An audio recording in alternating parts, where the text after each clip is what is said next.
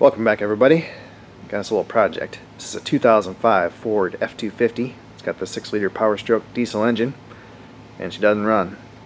Hasn't run for quite some time.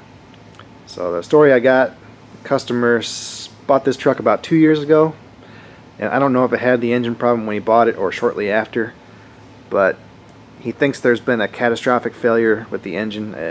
His hunch is that an injector went bad, flooded a cylinder with fuel, and caused it to hydrolock or something along those lines. I don't know. You can see that someone else has already been into it. They've taken off all the air, CAC tubes and inlet tubes and all that stuff. Part of the radiator shroud is gone, the degas bottle, the inner fender linings were loose, just laying down. I went ahead and took those out. Looks like the glow plugs have been out and probably the valve covers have been off. So I don't know if they were doing a compression test or what was going on. It doesn't really matter. The customer wants to swap the engine out, and I happen to have a good running 6-liter Powerstroke engine here. So we worked out a deal, and we're going to do a switcheroo. So our project is to yank this old engine out, stuff the new engine in, and get this thing back on the road.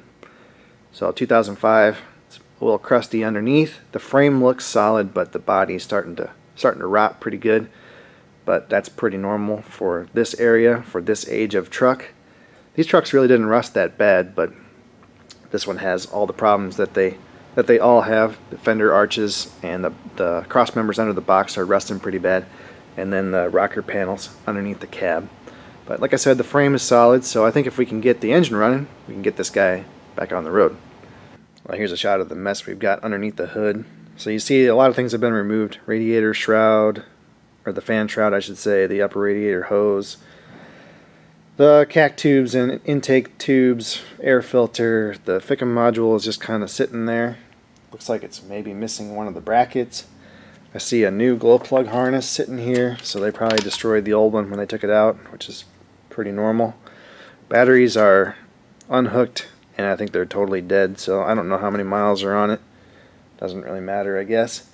Looks like some of the heater hose tubes and stuff on the other side are loose, and this canister over here is just sitting there. Like I said, the inner fender liner's been removed, so yeah, I don't know. Guess we'll figure it all out when we go to put it back together. All the parts are in the back seat, so I think we've got everything that we need. We just gotta undo what's already been done here.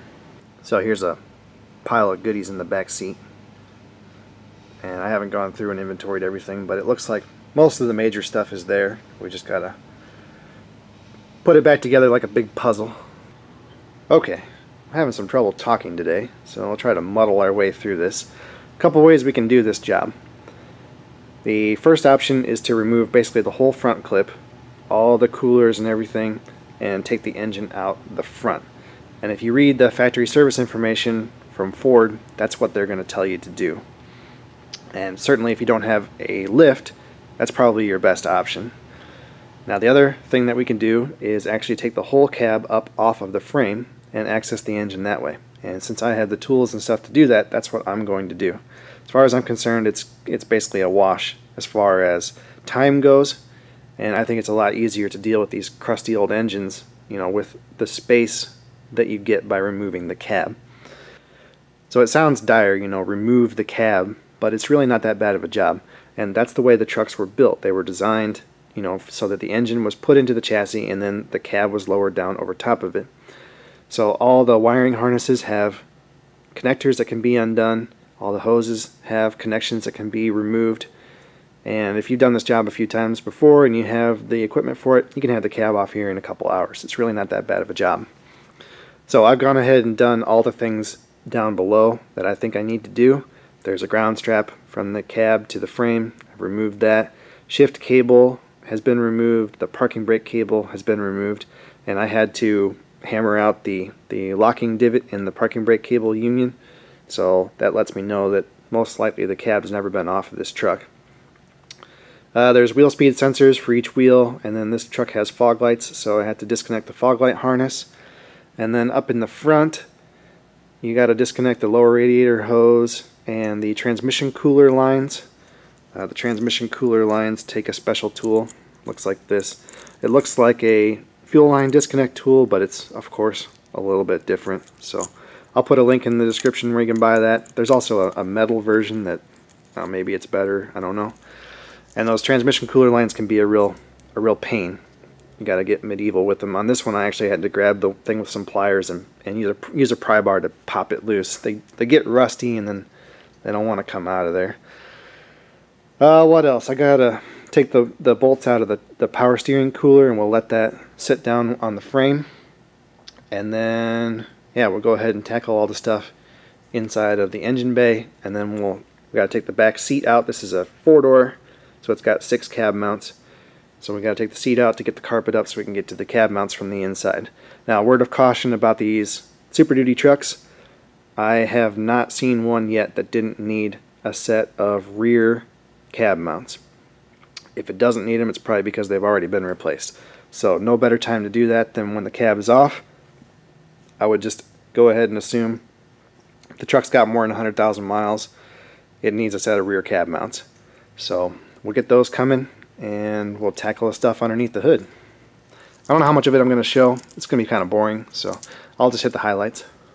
Okay, driver's side of the engine, battery tray, battery cables, all taken out. You got to take these little braces here for the radiator out in order to get the battery cable unthreaded. And then at the brake master cylinder, you got to take loose the hydro boost lines at either side. And then there's 3 brake lines that run down here to this ABS valve. Take those loose, peel them back up against the engine. And then there's one line here at the power steering pump that runs up to the cooler. Take that loose, leave it with the body. And then the one hydro boost line can get folded up against the engine, and the other one I just have tucked in down there underneath the steering column. Steering column, you got to split, and it telescopes back, just pushing in as far as you can. What else? Radiator stuff was already loose. The shroud was already missing, so don't have to worry about that. 2 big plugs here on the ECM. One's for the engine, one's for the transmission. And then, depending on how your truck's set up, most of these plugs on top of the inner fender liner have to be removed because they run down to the frame. And then there's an accessory fuse box here. I think that has to do with the towing package. Gotta loop that up and keep it with the frame. And yeah, all your mass airflow sensor and back pressure sensor or vacuum sensor here are going to stay with the chassis, or with the cab. Sorry. So I'll just tuck those up out of the way. And there's a heater hose and the degas bottle and stuff, but that was already missing. Okay, right side, passenger side is a little bit easier. You got to take loose the brake, or the ground here on the side of the fender for the negative battery cable. There's another ground up here on the firewall.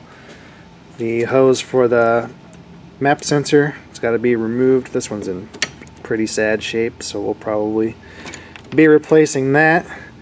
And then there's another heater hose there. All that stuff was already gone. And I went ahead and sucked down the AC. Actually had a pretty good charge. I got almost 2 pounds out of it. And then, you got to take loose the low side here where it runs over to the compressor, fold that back over, so it stays with the compressor. So the high side's got to be removed over here where it goes to the condenser, and then this one here where it runs back towards the evaporator can stay. What else? Oh, this is your vacuum line here for your hubs if you have that. And this truck doesn't have the vacuum coolant shutoff for the heater control, so we don't have to worry about that. Yeah, it's kind of a big jumble of wires and stuff that just gets folded over the engine. And somebody's made a big old mess in here. I don't know what they were doing, but normally there's like a bumped out shape here over top of the turbo, part of this cowl, and somebody just busted it all off. And then you can see where they've been whacking on the heat shield here for the turbocharger. It's got a lot of training marks on it, so somebody must have been pulling the turbo out of it or something, I don't know, but they sure busted this thing all up. And now this harness is just flapping in the breeze up here. So, whatever. Okay guys, lots of things have changed since the last time I turned on the camera. So the cab is off and raised up.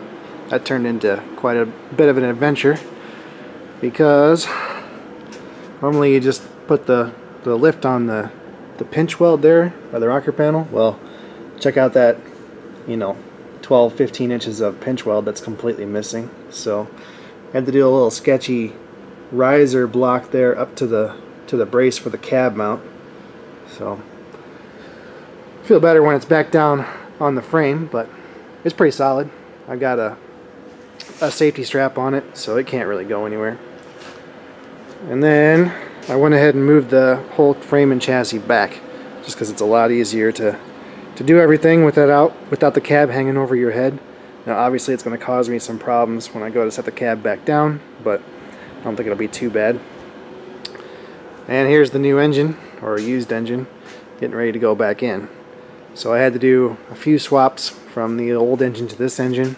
So I switched over the AC compressor and this big long battery cable that runs down to the starter. I switched that out. And then I'm using the old power steering pump, but I had to replace this one power steering hose. So I think at this point that we're ready to go ahead and stick this engine in. I'm going to leave the engine mount off on this side, on the passenger side, until I can get the engine kind of roughly in place because of the block heater harness that runs underneath that engine mount. So we'll do that later. And then I went ahead and barred the engine over until one of the holes in the flex plate was basically at the top and center. And then I rotated the torque converter so that it was basically matching. So hopefully we'll be able to just drop it in. So I'll get you guys set up and we'll try to stick this engine in. I'm using the forklift, J.C. Smith style.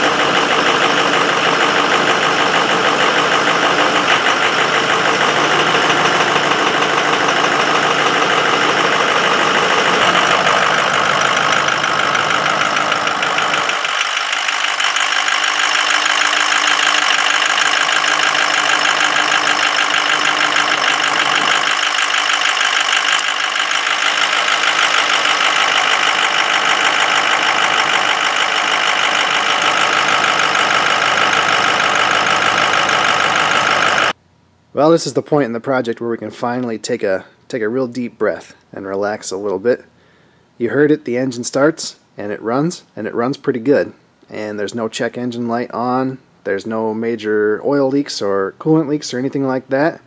I don't hear any noises or vibrations that are out of the ordinary, so I think we're going to be in good shape. I got to get some new batteries. I only had one 65 frame size battery, so I kind of scabbed this other little small battery in here. It's enough to get it started, but the two batteries I took out are completely wasted. You know, that's to be expected. They've been sitting, you know, uncharged outside for a couple years. They're going to be spanked.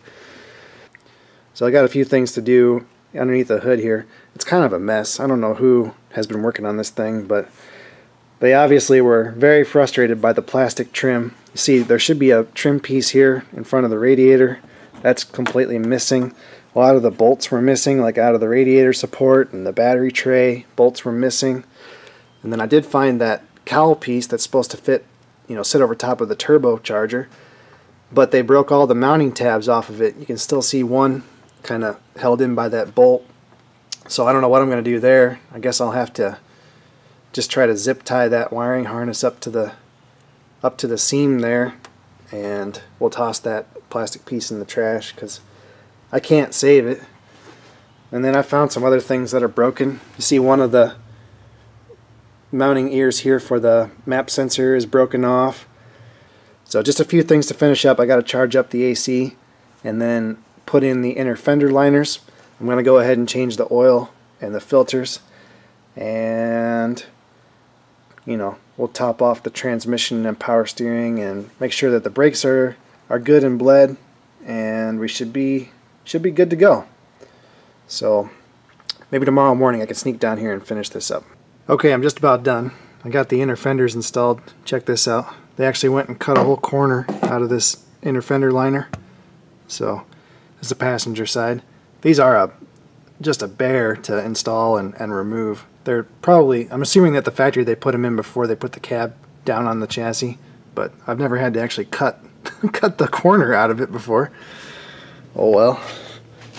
And then the wheel speed sensor, the little tabs were missing off of that are supposed to clip into the liner, so I just put a zip tie on it. And then this body ground here, not a whole lot left of that, so there's still some threads. Hopefully it's good enough.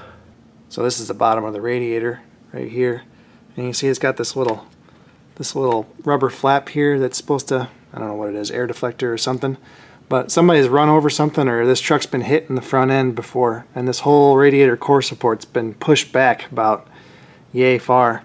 You see this plastic push pin is supposed to go into this hole, and it's, you know, it's miles away.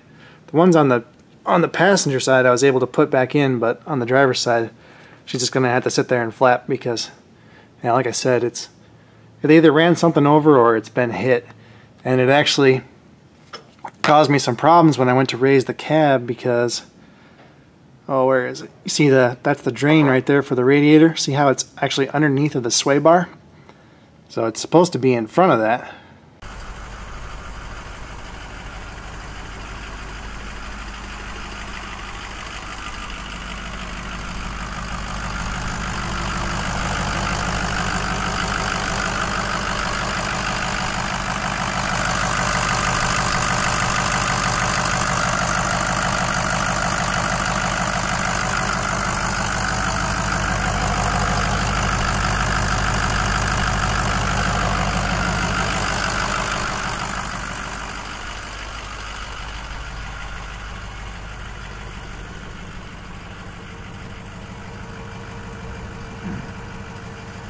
I'll tell you what, I was pretty freaked out yesterday. I started this truck up and it was just pouring out white smoke. I thought for sure we lost an EGR cooler or, you know, a head gasket or something. I went ahead and pulled the EGR valve out and it was bone dry. So I let the truck run for probably a good hour. And I think what was going on is just had so much unburned fuel in the exhaust system that it was just trying to cook all that stuff out of it, making a huge smoke show. So yeah, it seems to be nice and clear now. Okay, let's take this hot rod for a ride. 322,264 miles. Just shy of 10,000 engine hours. So I'd say it's earned a new engine.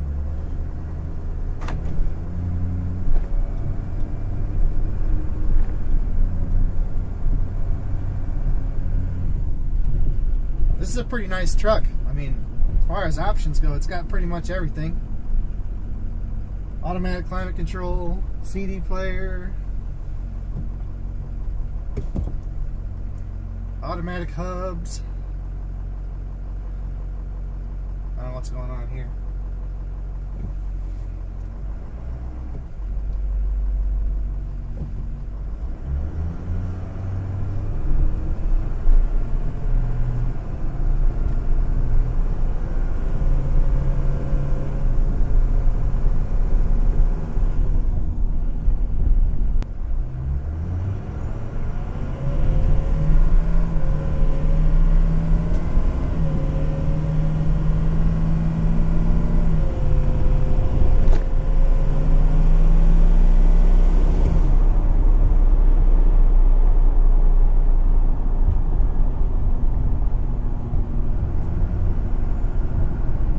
So far so good.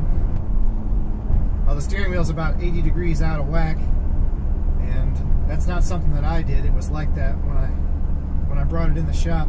The place where I disconnected the steering shaft from the steering box, you can't get that wrong. The shaft is keyed. It only goes on one way.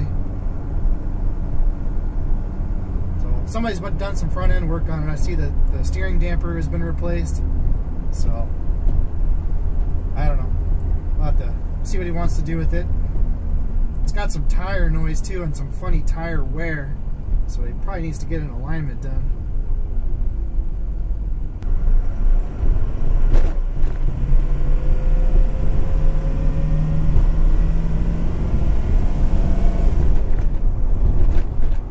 Yeah, there's 20 pounds of boost there.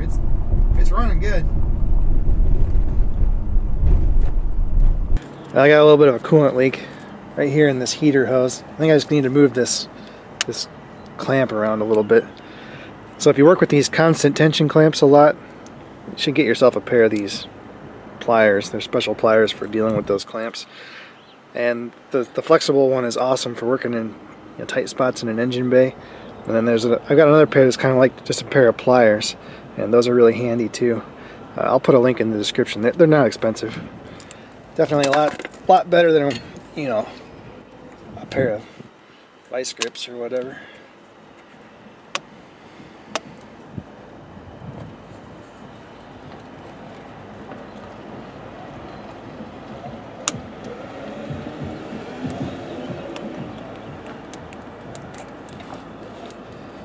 There we go. So these constant tension clamps can be a real pain. The best thing I found to do is look at the impression that the clamp left in the hose and try to put the clamp back exactly in the same orientation. And usually if you put it back just like it was, they won't leak. Okay folks, that is that. I'm going to call this fella and tell him to come get his truck. As far as I'm concerned, the job is done. It runs, it drives, it goes down the road pretty good. There's a few things that are left unfinished. The lower radiator, the lower fan shroud, I never did find. I don't know if they lost it or broke it or what the story is, but it's not here, so obviously I can't put it back together. And then there's a few other fun little things going on. This is the transmission filter, and that was just bolted to the frame with all these hoses cut off, and they ran some new hoses and just hose clamped them to the old steel lines. So I don't know what the story is there. I mean, pretty easy to change that filter. I'd say for sure it's had a transmission put in it. If I can get this thing to focus here. Come on. That's one of the torque converter bolts. I can't believe I got it out of there. Of course it's, back inside the bell housing. So, yeah, I put some new ones on from, I put the ones on from the other transmission that I had. So we don't have to worry about that. Anyway, this is a big job. Book time to remove and install an engine in one of these trucks is anywhere from 14.5 to 19 hours. And I quoted it at 16 hours, assuming that I could come out okay on that. I didn't quite make it. It's mostly because I had a few little stumbles, things like this screw or this nut that took a bit of doing to get that out of there. And then just there's broken bolts all over the place. I had to replace the starter. When I put the new engine in, as soon as I hooked up the battery cables, the starter started cranking. The solenoid is shorted inside, so I had to swap it for the one from the old engine. which actually works fine. Anyway, I don't know how long the video is going to be, but I've got somewhere between 16 and 18 hours tied up in this job. So yeah, it's no small task to take one of these engines out and put a new one in.